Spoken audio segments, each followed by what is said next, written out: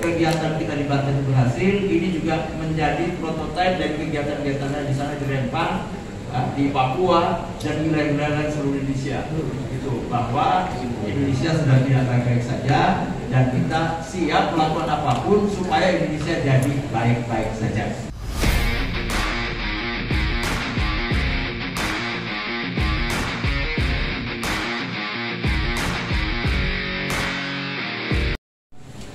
Peduli dengan keluhan orang-orang yang tertindas akibat kezaliman yang telah terjadi.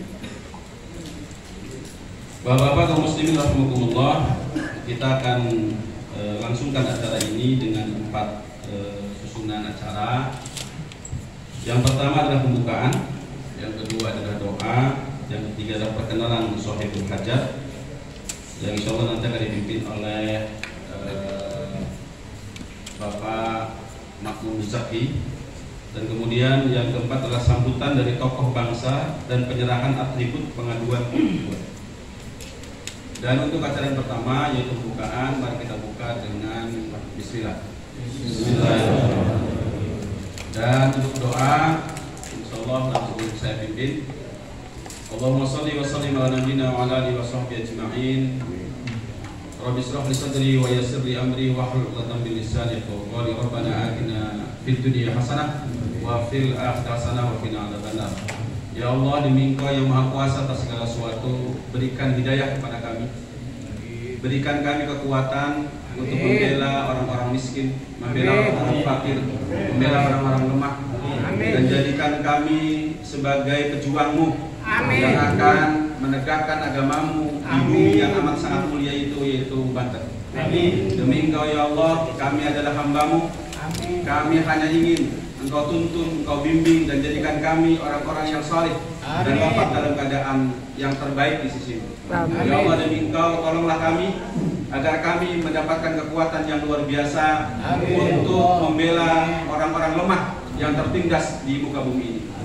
Demi Engkau ya Allah, tolong lancarkan kegiatan ini dan jadikan kami saksi bahwa kami dalam keadaan ikut serta dalam bagaimana memperjuangkan hak-hak orang miskin. Alhamdulillah. Assalamualaikum warahmatullahi wabarakatuh.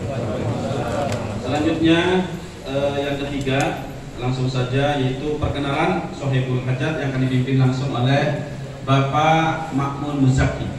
Silakan.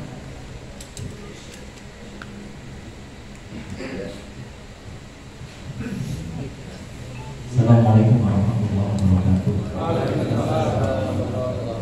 Alhamdulillah, wassalatu wassalamu ala asyrofil anbiya'i wal mursalin sayyidina Muhammadin wa ala alihi wasallam. Bapak Ibu guru sekalian, para pejuang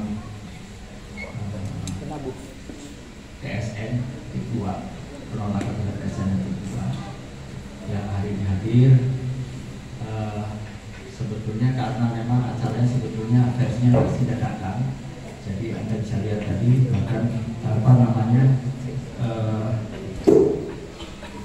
jadwal acaranya pun baru kita buat baru saja. Karena kita ini orang-orang lapangan, kalau direncanain jauh-jauh hari malah aja sampai dia. Kemarin udah Pak Jaki gini-gini aja sudah. Tadinya kita mau buat kegiatan ini di mana? Di PT Gope. Saya sudah ke PT Gope sama Pak Nabhani. Mana Pak Nabhani? Pak Nabhani. Pak, berdiri dulu kan, sekali saya kenalkan. Jadi Pak Nabhani ini punya tanah 63 hektar di PT Gope.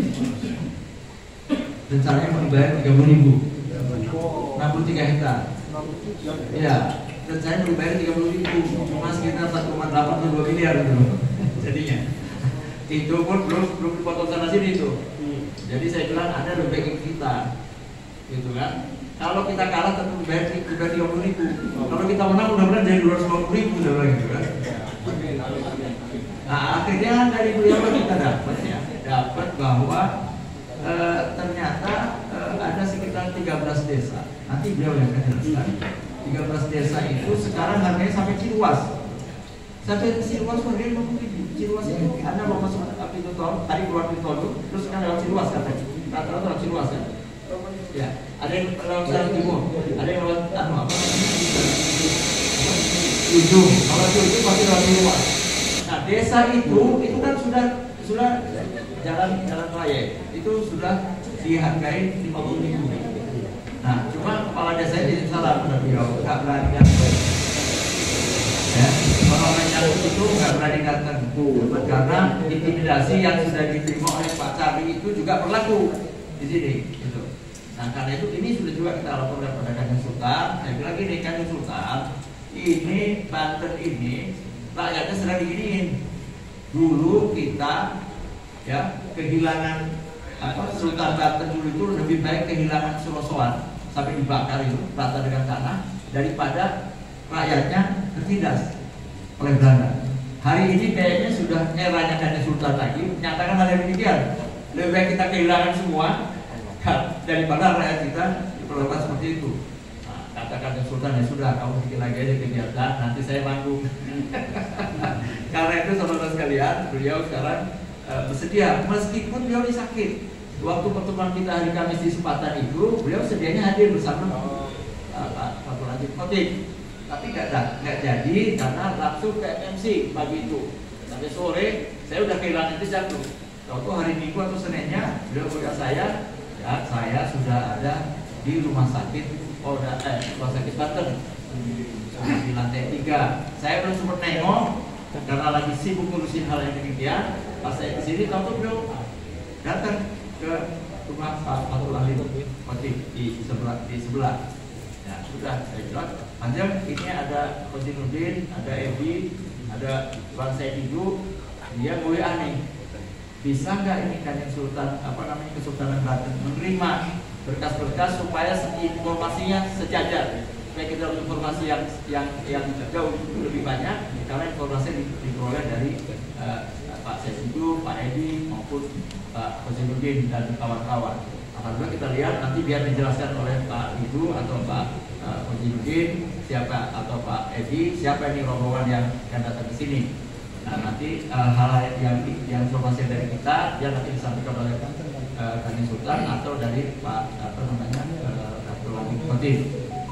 Nah Bapak sekalian di depan saya yang akan menjadi yang akan disampaikan ini sekalian perkenalan. Di sebelah kiri saya ini Pak Tubagus Fatul Aziz Khotib. Kalau Anda pernah dengar nama Ki Ahmad Khotib, Presiden Banten pertama, gitu. Nah ini putranya. Banten itu dikenal dulu karena punya ONIDAP, Uang Republik Indonesia Daerah Banten. Yang buat itu bapaknya Ki Ahmad Khotib. Gitu. Bapaknya Ki Fatul Aziz, Ki Ahmad Khotib. Gitu. Nah, beliau di sini pertama, kemudian datang di samping beliau ini Sultan Ratu Bagus Nendra Bambang Wisageni. Nanti beliau akan juga mengenalkan diri sekaligus memberi kita apa perspektif beliau kaitan dengan apa yang sedang terjadi ini. Nah, di sidang ini juga saya akan melakukan bahwa ketika beberapa tokoh Banten mendengar kegiatan kita ini, pertama mereka melihat dari yang di-share oleh Pak Edi maupun Pak Khosinuddin maupun Pak Saididu soal hari Kamis itu, terus beberapa klaster tokoh-tokoh itu mengadakan pertemuan dan setelah tahu bahwa kita juga akan mengadakan pertemuan sini, kata mereka sudah kita nunggu Kanjeng Sultan. Nanti kalau Sultan bilang A, ya udah nanti kita tambahin apa yang perlu dilengkapi dan gerakan mana yang perlu kita aktifkan. Saya kira Bapak dan Ibu sekalian, gerakan kita kemarin itu menyatukan dua kelompok, Jabodetabek dan Banten, dan ini juga menyatukan seluruh Indonesia. Dalam perspektif, mudah-mudahan kalau kegiatan kita di Banten berhasil, ini juga menjadi prototipe dari kegiatan-kegiatan di sana di Rempang, di Papua dan wilayah-wilayah seluruh Indonesia. Gitu, bahwa Indonesia sedang tidak baik-baik saja dan kita siap melakukan apapun supaya Indonesia jadi baik-baik saja. Jadi itu, saya kira itu saya sendiri kemarin Kamis itu mengenalkan diri sebagai pimpinan dari Papua Karsa 98. 98 itu orang-orang Banten yang dari Banten, Tanjung Priok, kemudian dari Garut, dari Tasik, lalu orang Banten yang ada di Lampung masuk Jakarta dalam rangka menyelamatkan SI 98 itu, sidang istimewa 98 itu panglimanya saya. Panglima militernya namanya Mayor Jenderal Kiflan Zain. Gitu. Saya belum ngomong sama dia, tapi berada yang bisikin Pak Wiranto. Jadi Pak Wiranto juga dalam kegiatan yang lain yang kaitan dengan ini, ada kemungkinan dia akan masuk Banten juga. Nah, kita akan bilang lah sama jenderal-jenderal itu. Jenderal yang udah muncul malah AMHP ya, Hendro Priyono kan. Kalau Hendro Priyono saya kira kan udah pensiun ya. Kalau ada orang minta tolong ya lumayan lah. Kalau berkelahi mungkin nggak sama kita dia berkelahi.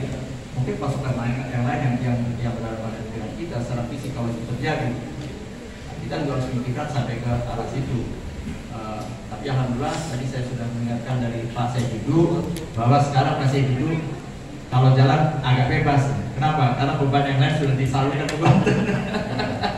Kalau dulu mau keluar rumah harus kita dulu ya Pak Lek ya. Kira-kira ada kenyegat nggak sebelah kanan sebelah kiri. Kalau sekarang nggak begitu lagi. Syukur. Kita berharap nanti wilayah-wilayah lain juga melakukan hal yang sama, bahwa kita ini saudara keluarga besar bangsa maupun keluarga besar agama, bahwa jika satu pihak merasa disakiti di tubuh, maka kita akan merasakan sakit yang sama. Nah, seperti itu.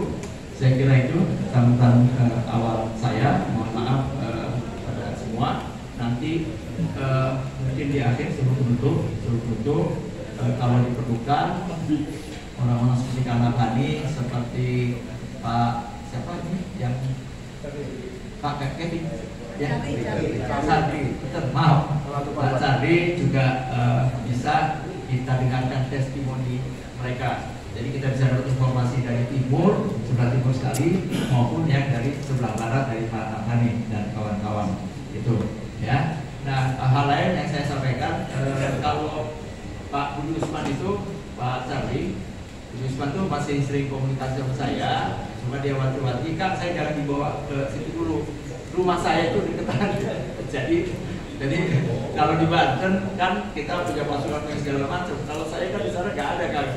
Bahkan kakaknya itu subur kan pernah kampung Melayu. Kata dia kalau saya dikebukin pasti subur dikebukin juga. Jadi banyak hal yang tersangkut paut dengan semacam itu. Nah yang begini, kan kalau ada wartawan di sini, pernyataan saya tentang Budi Usman jangan dimasukkan dalam berita ya, buat off the record. Saya cuma ingin memberikan ini pada kawan-kawan sekalian bahwa ada juga kawan-kawan yang berjuang di sarang musuh. Jadi jangan sembarangan dibuka dalam berita. Baik, terima kasih. Saya langsung saja ke Pak Lanjut Khotib. Oh ya, pengantarnya beliau Ketua AHWA. AHWA itu Alumni Warahmati Dunia.